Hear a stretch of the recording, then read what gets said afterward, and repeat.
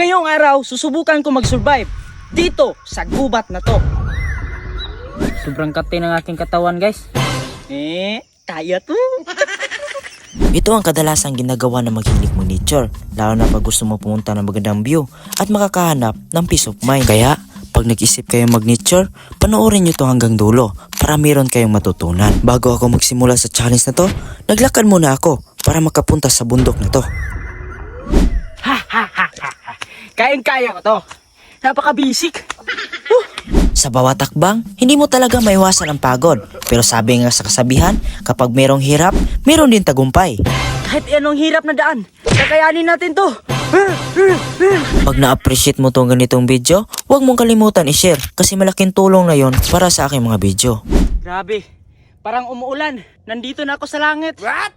Yung mga clouds ay bumaba. Pinapunta siguro ako sa langit ni Papa God.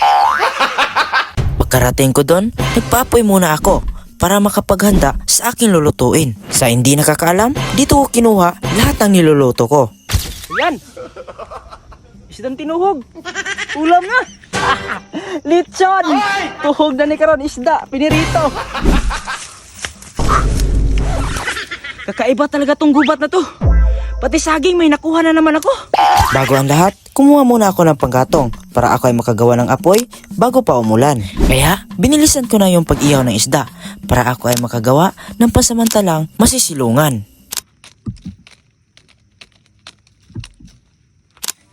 Ibang klase kasi itong bahay na to kasi pag binabagyo masisira agad. Yan. May bahay na ako. Wow. Ayan. Kahit bagyuhin to, isang bisis lang to. Mawawala lahat. May bahay na ako. Gumawa na akong bahay oh. Naging saranggula pa oh. Pagkatapos ko ginawa, sakto naluto na yung isda at sinunod ko naman yung saging. Dahil gutom na tayo, simulan na natin yung kainan. Kainan na! Pero bago ang lahat, pray muna tayo kay God. Siyempre, hindi talaga malilimutan ang pagpasalamat sa ating Panginoon. Lalo na, ligtas akong nakapunta dito. Sarap! Ang sarap talaga ng kainan. Pag nasa peaceful na lugar ka, tapos ang sarap ng hangin. Kaso nga lang, hindi tayo nakadala ng tent. Nakalimutan natin. Ayan tuloy, umuulan.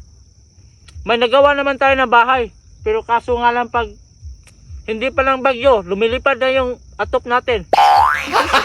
Pagkatapos kong kumain, nag-relax muna ako habang pinapanood ko yung magandang view. Buti guys, suminto yung ulan. Kasi pag hindi yung uminto yung ulan, mahirapan talaga tayo pa uwi. Kasi walang prino-prino yung daan doon. Puro slide. Ang hirap ng daan. Kaya thank God kasi hindi niya tinuloy yung ulan. At huminto din.